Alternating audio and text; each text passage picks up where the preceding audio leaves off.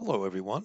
I thought for week 2 I'm going to prepare a little video for you guys, cover a couple of topics. So first of all, thanks for all your introductions, great background on everyone. Mark asked an interesting question about whether business ethics decision making is always black and white. Um, I'd say no, because that's what really makes it more interesting. Chapter 2 in the textbook covers that a little more. So if you cover that, look at that, that will give some more background on the various methods. And there's some quick self-tests in there too that are pretty useful.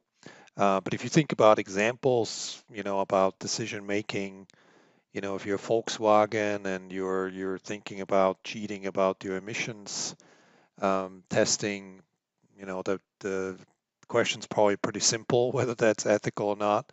But then, if you're a company like Quaker Oats and you have some traces of Roundup in your oats, it's maybe not as simple of a question. Is that your responsibility? Is it the responsibility of your supplier? What are going to be what's the public position you're going to take on that issue?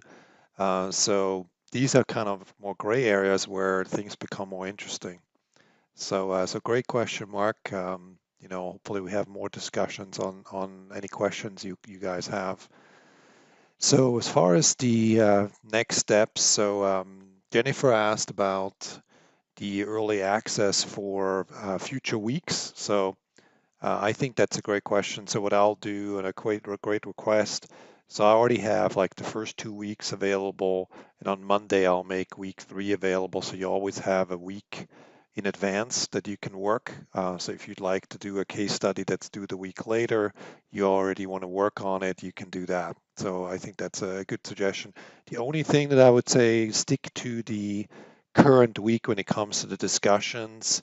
I'd say it's kind of weird coming back to another discussion that you've looked at like already much earlier and then have responses from others. So I would stay kind of for the discussions, I would stick to the week that we're in. As far as the case studies, the last thing I wanted to cover, starting in week 2, there's one in week 2. You have that one in week 2 here. You have one in week 3. You have one in week 5, and then one in week 6. So those cases, those of you, I don't believe you guys had me in any prior course, but my policy is, yeah, you can miss one of the cases. So that can be, I call it the freebie. I know you guys got a lot going on. There's a weekend where you have, some activity and you just can't get it done, or something from work comes up. So I understand. Just let me know, if you do want to take a freebie for any of the cases, you can. Yeah, I'll just give you those points. You can maybe let me know, when you kind of know for that week if you're not going to be able to get to it. You can use it for the cases, but not for your research paper. So just let me know. That will work. As far as the case studies, take a look. So there's these questions for discussions that are at the end of each case.